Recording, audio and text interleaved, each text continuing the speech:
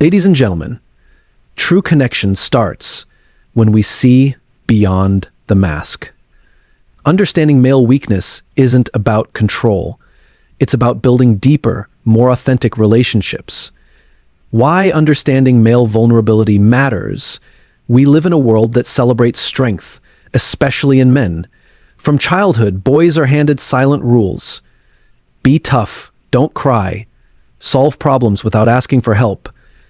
Over time, these rules become identity. Vulnerability in this context is not just discouraged, it's dangerous. Not for others, but for the man himself, who learns to bury pieces of his humanity just to survive in a performance-driven world. When we talk about male vulnerability, we're not discussing weakness. We're talking about the courage it takes to be seen fully without defense. For many men, that level of openness feels like walking into a battlefield without armor. It's risky, it's raw, and it's rarely rewarded. Yet, this vulnerability is the very thing that makes connection possible. Real connection, not the surface-level roles we play to appear acceptable. Most men aren't disconnected because they lack emotion. They're disconnected because they were trained to filter those emotions through silence. What's left is often a shell that looks functional on the outside, but is hollow on the inside. And when women don't understand the cost of this emotional suppression, they may misinterpret silence as indifference or stoicism as distance. But the truth is far more complex and far more human. There's a hidden suffering that many men carry, not because they are unwilling to feel, but because they were never given the permission to. That suffering shapes how they love, how they lead, how they communicate, and how they break. It is in this understanding that women begin to bridge the emotional gap, not by demanding vulnerability, but by making it safe for it to exist. Understanding male vulnerability means acknowledging the invisible rules men were raised under. It means seeing strength not just in provision or protection, but in honesty. It means realizing that when a man opens up even a little, it's not a casual act, it's a risk. One he's often terrified to take because the cost of being misunderstood feels heavier than staying silent. This isn't about excusing poor communication or emotional avoidance. It's about context.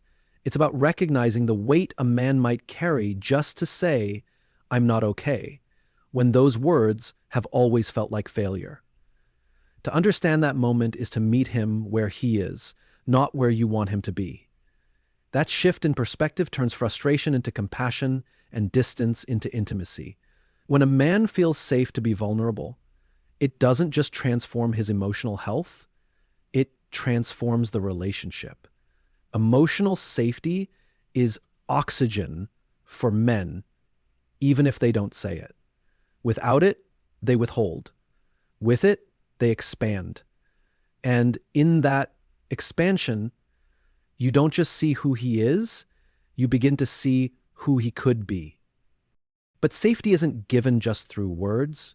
It's felt through presence, through how you react to his moments of truth. Rolling your eyes, rushing to fix, or weaponizing his vulnerability later all send a clear message. This isn't safe.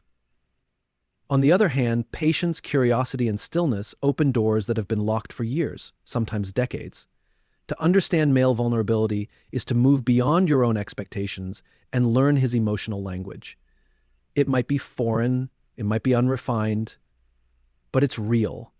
And often, it's the only language he has until someone shows him there's more. Women who take the time to listen with intention often discover that underneath the silence is a story waiting to be told. No man is born emotionally distant. Emotional distance is learned behavior, often as a defense mechanism. That means it can be unlearned, but not through pressure, shame, or ultimatums.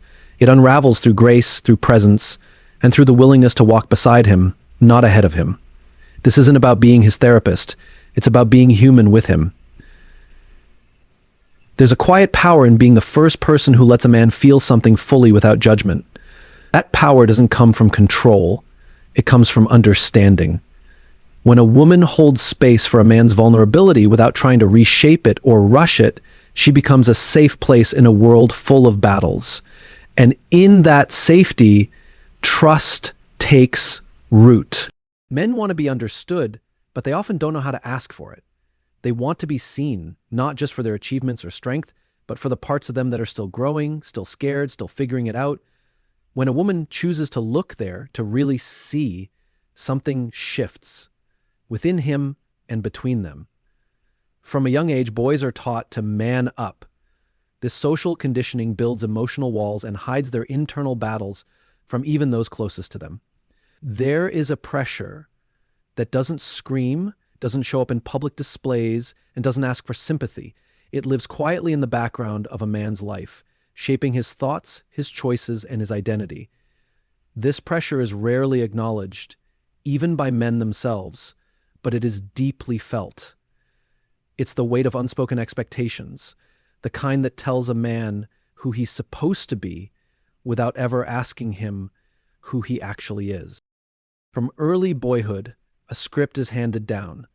Be strong, don't cry, always be in control. These lessons aren't always taught with words. Sometimes they come through glances, through punishments, through praise, for emotional detachment. A boy quickly learns that approval is tied to composure, that attention is given when he hides his softness. So he adapts, he plays the part. He becomes the protector, the provider, the performer. But beneath the surface, a quiet strain begins to form. It's the pressure to never fail, never falter, never fall apart. This becomes especially loud in moments of stress or emotional turmoil, where instead of reaching out, he retreats. Not because he doesn't need help, but because he was taught that asking for help is the equivalent of giving up his manhood. So he carries it silently, endlessly, and often alone. This pressure follows him into his relationships, into his work, into his identity as a son, a friend, a partner. It affects how he expresses love and how he handles loss. It informs how much of himself he's willing to reveal and how much he keeps hidden just to maintain the image of having it all together. And even when he's surrounded by people who love him, he may still feel alone because he's been conditioned not to be truly seen. Society rarely gives men permission to break down. When they do, it often comes at a cost, mockery, shame, or a loss of respect. So they learn to suppress, to dismiss their emotions before anyone else can. They become experts at pretending everything is fine. Behind that mask of stability is often anxiety, fear of failure, and a quiet desperation for someone to notice without being asked. This silent pressure doesn't just live in emotional spaces. It creeps into financial expectations, sexual performance, physical strength, and success. A man often feels as though his worth is measured by what he achieves, not who he is. And if he doesn't measure up, he doesn't just feel disappointment, he feels disqualified from love, respect, and even belonging. The pressure also shows up in the language men use. Listen closely, and you'll hear the subtle cues. I'm good. It's nothing. I'll figure it out. These aren't statements of truth. They're shields. They're ways of holding back vulnerability because showing it has rarely led to connection. It's led to discomfort or rejection. So silence becomes a strategy for survival. There's also a pressure to perform emotionally, to always be the rock, the stable one, the fixer. In relationships, this can create imbalance. While emotional support is expected from him, emotional expression is rarely extended to him. He is taught to hold space for others without ever being taught how to hold space for himself. Over time, this leads to emotional exhaustion disguised as stoicism. And still, most men don't talk about it. Not because they don't want to, but because they don't know how. The vocabulary for their emotional world was never given to them. So instead, it shows up in irritability, in silence, in overworking, in addictions, or in detachment. Not as a lack of feeling, but as a result of feeling too much with nowhere safe to release it. Even in moments of success, the pressure doesn't go away. In fact, it often grows. Now there's something to maintain, something to protect. The image of being the man must be preserved, even when it's built on fragile foundations. The silent fear of losing respect, losing control, or simply being misunderstood makes honesty feel like too big a risk. The irony is that this pressure often comes from a desire to protect others. A man doesn't always stay silent for himself. Sometimes he does it to shield those he loves from his burdens. He carries silently so others don't have to. He pushes through so no one else feels afraid. And while that may look like strength, it often hides a man who wishes someone would simply ask, "Are you okay?" and really mean it. Understanding this silent pressure is not about excusing behavior. It's about expanding empathy.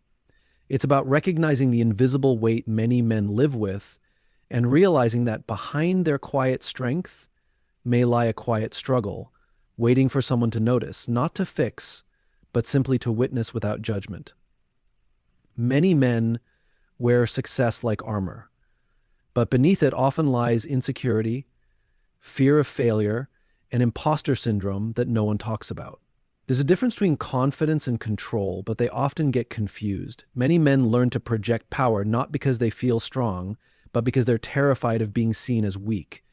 Power becomes the default setting when vulnerability feels unsafe, and control becomes the armor worn when self-worth is uncertain.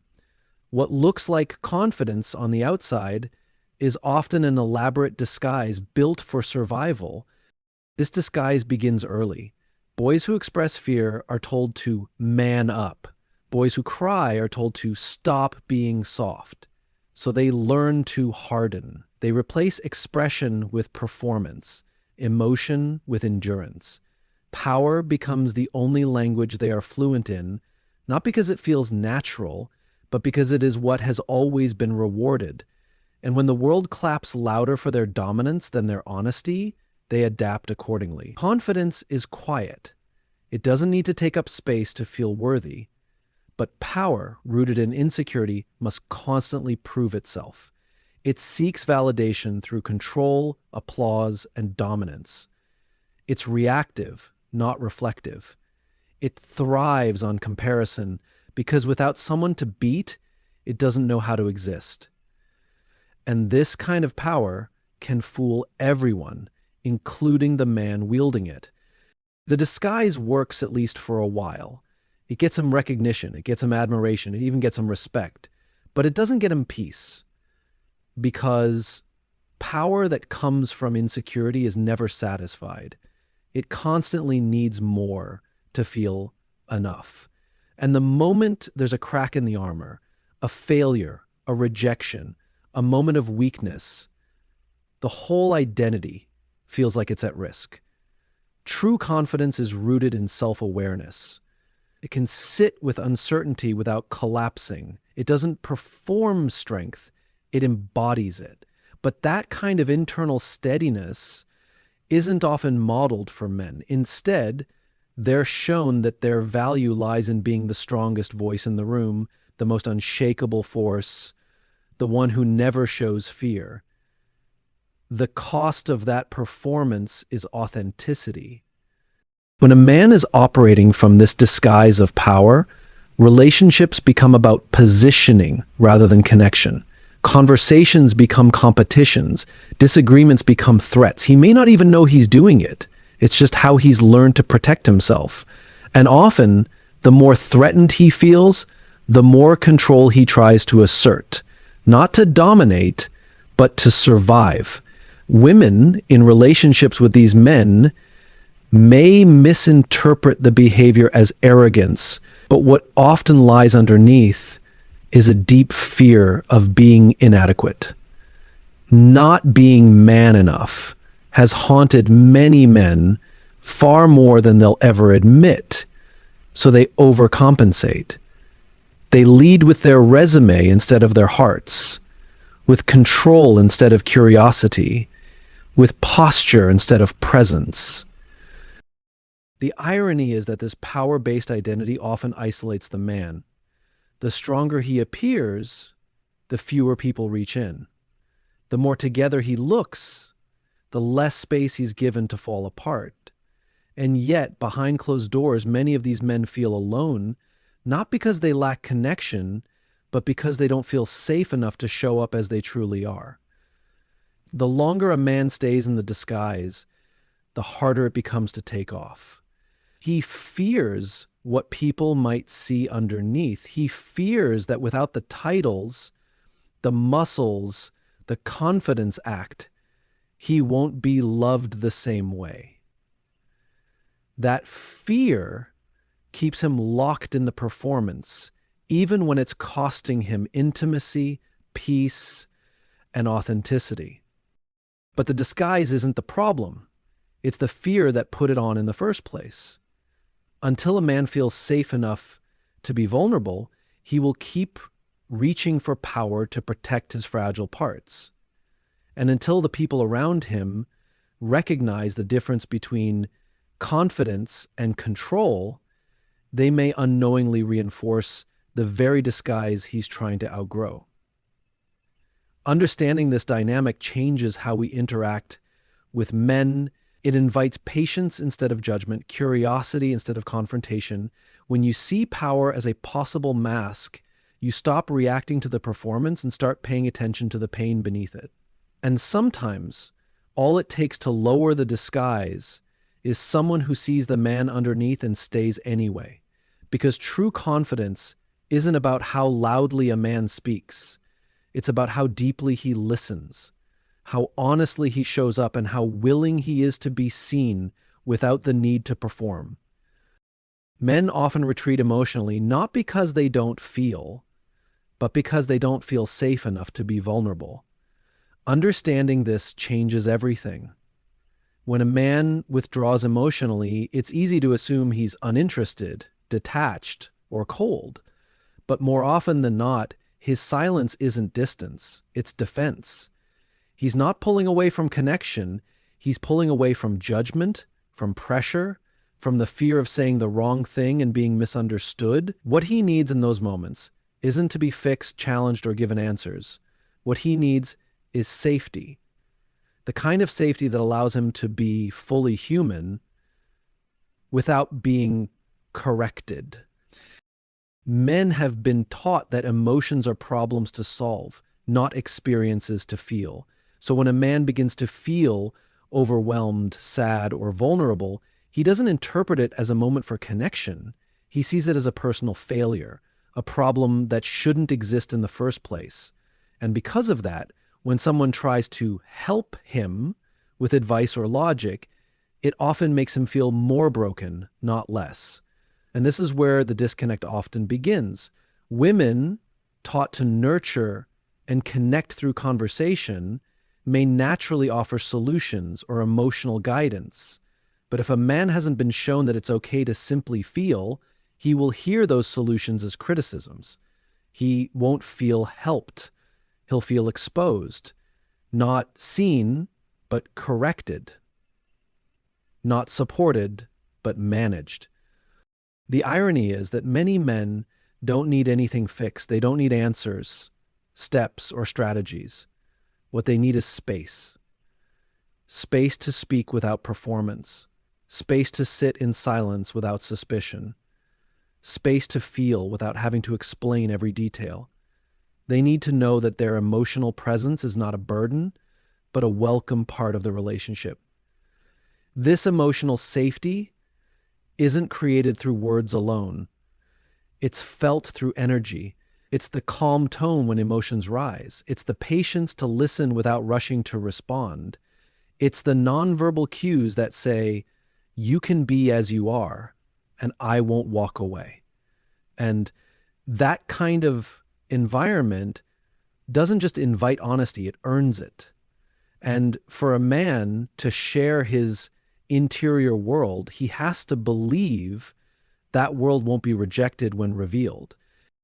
When a man senses judgment, even subtle judgment, he shuts down. He may smile, nod, pretend everything's fine, but inside, a wall goes up. And once it's up, no amount of questioning or fixing can bring it down. Only safety can. And that safety is built not through intensity, but through consistency. Small acts of acceptance build more trust than grand emotional interventions ever could. Men don't always know how to articulate their need for emotional safety because they've never been taught the language. They'll say things like, I just need some space, or I don't want to talk about it. Not because they don't feel anything, but because they don't feel safe enough to say what they really feel. Beneath those simple phrases are deeper truths waiting for permission to surface. Creating safety means resisting the urge to interpret everything as a problem. It means realizing that sometimes a man doesn't need your insight, he needs your silence. Sometimes he doesn't need to be talked through it. He needs to know you'll sit with him until the words come. And sometimes he doesn't even need to talk at all. He just needs to be held quietly without expectation.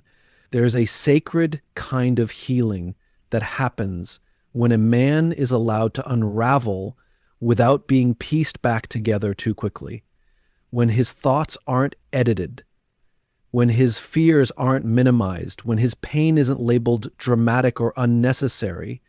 He begins to rebuild something inside himself, not his image, but his trust.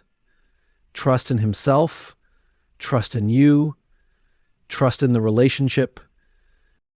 Safety also looks like not using his vulnerability against him later. It looks like not rushing to conclusions, not labeling his emotions as weakness, and not expecting him to bounce back on your timeline. When you allow his process to unfold at his pace, you show him something most men rarely experience, that his emotions matter just as much as his actions. This is not about lowering standards or excusing emotional distance. It's about understanding the context that created it. It's about meeting him where he is instead of where you think he should be. And from that meeting place, something new begins to grow. A kind of closeness that's not forced, not performed, but chosen from a place of real security. Because when a man feels truly safe, he doesn't need to be perfect. He just needs to be present.